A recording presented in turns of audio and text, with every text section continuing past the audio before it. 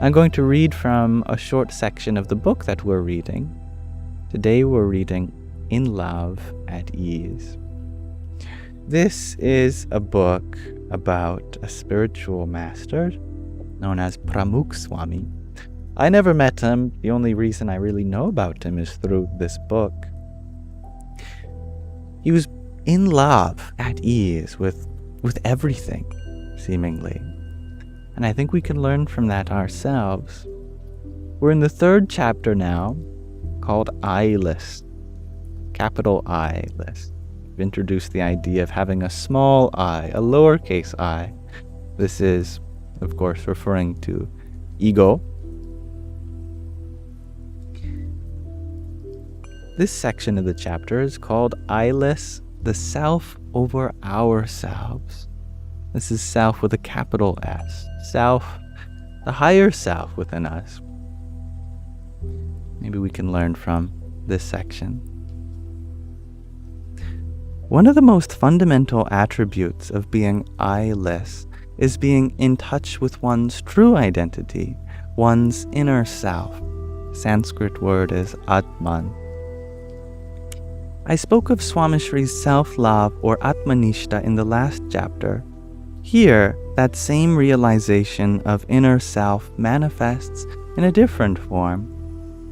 Swamishri was unaffected by his physical and outward appearance and identity, which allowed for him to be humble and carefree of his station in society. Being I-less leads one beyond the physical manifestation of oneself and helps one connect with the Atman.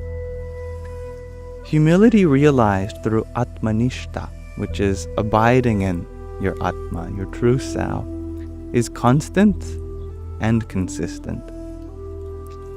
Swamishri was in Gondal and had just finished meeting devotees after the morning assembly and lunch. He was preparing to head to his room when a young government officer in charge of environmental initiatives in the region approached Swamishri with fury in public.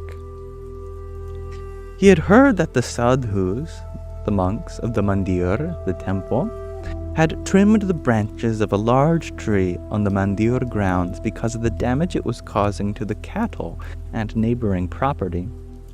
Though the tree was still healthy and unharmed, the individual was upset that he was not consulted before the branches were trimmed. It was an obvious power play. For the next 45 minutes, the young man disparaged Swamishri with such intensity that his hands were shaking, in front of dozens of bhaktas and sadhus, devotees and monks. Swamishri listened to him silently. Many sadhus and volunteers tried to cut off the young man's tirade and lead him away. Swamishri stopped them. Please, let him speak. I want to hear him out.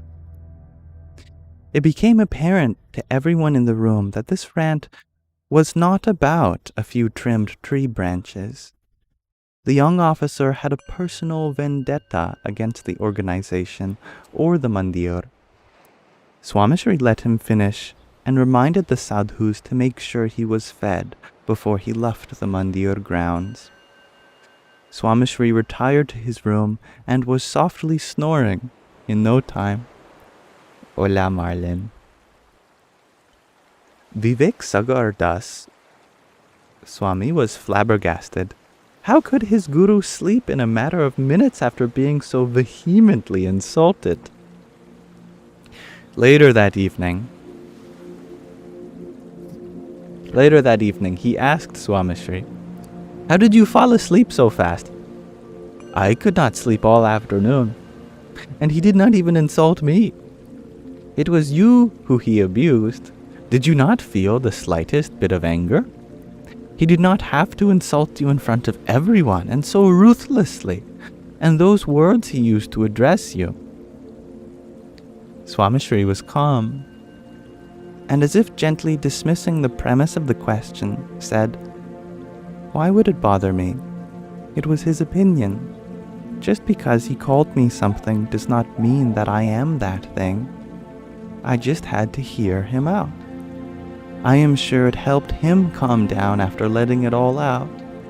As for the abuse, he did not say anything to me, only to my body. I am the Atman, the true self. No Viveksagar. No Viveksagar. This is the connotation, I realize. The Atman does not feel hurt or humiliation. It carries on unscathed. There were 3 stark personalities on display. The young officer, who was motivated by his ego and desire for power through his newly acquired position in society. Viveksagar Das Swami, who was shaken by the abuse of his guru, and Swamishri, who was calm and unscathed. Swamishri's practical application of Atmanishta, abiding in the true self, was on full display in this incident, and others when insulted or harassed, without ever asserting his power as a religious leader or influential humanitarian. Swamishri was in touch with his inner self, and therefore unconcerned with his physical and outward identity in moments of unpleasantness or hostility. Swamishri had 2 steady responses to insult and assault: assistance and apology. As shared above, Swamishri encouraged the sadhus to ask the offender to eat and rest before leaving the mandir premises. When a junior police inspector in a rural village in Saurashtra was caught by his superiors for participating in a conspiracy to falsely threaten and arrest Swamishri, the guru assured him that nothing would happen to him in retaliation, thereby relieving his anxiety. Furthermore, since it was almost lunchtime, Swamishri also instructed the sadhus to prepare a plate for the inspector and to place it across from his own. Swamishri then asked the inspector to join him for lunch. On another occasion, a cabinet minister from Gujarat intentionally sought out Swamishri while in Mumbai at Parmanand Bhai's house, where he was resting after his gallbladder surgery in 1986. After waiting for all the bhaktas to meet Swamishri, the minister verbally ambushed Swamishri and insulted the guru in front of the sadhus and bhaktas. Swamishri stopped the other sadhus from interrupting and remained composed and attentive. After almost 30 minutes, the minister finally prepared to leave. Swamishri politely invited the offender to join them for lunch the following day, with the hope that the minister from Gujarat would appreciate a Gujarati meal while in Mumbai, away from home. Good evening, the oracle reads. The next day, the minister showed up for lunch. Swamishri instructed the sadhus to treat the man with the utmost respect and kindness, despite his flagrant behavior. The guru received the man as if nothing had happened not less than 24 hours ago. Some may argue that Swamishri was being kind to him because he was a minister in the state government. However, the story continues and disproves any such accusation. 2 years after this incident, the same man was in Nairobi and struggling to start a new project of his own because he did not have any contact. He was no longer in a position of authority, nor had any affiliation with any part of the government. In addition to being in a foreign country, he learned that Swamishri was in Nairobi at the same time. He contacted Swamishri and came for his darshan, his viewing presence. Swamishri offered him a seat on the next dais next to him and encouraged his bhaktas to assist him with the project. The personal attendants who were aware of the man's triade 2 years ago in Mumbai were shocked to see Swamishri assisting a man who had insulted him in public. One of them even suggested that he use this opportunity to make the man realize his mistakes and apologize. But Swamishri was not interested. He assisted him because his eyeless persona exuded a humility that was enveloped in generosity and empathy.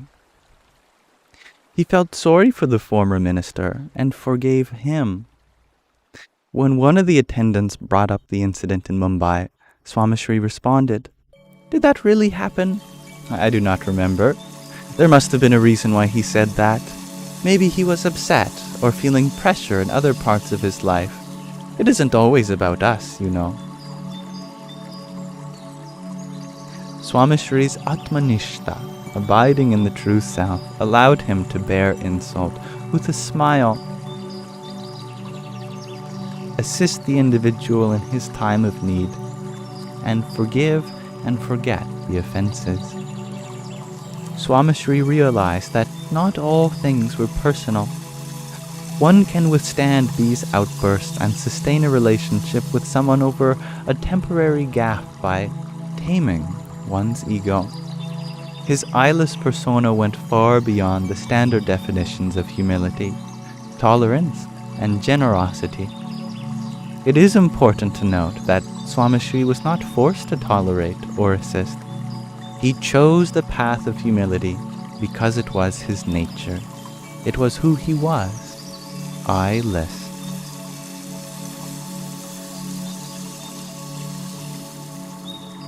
So thank you for listening, everyone.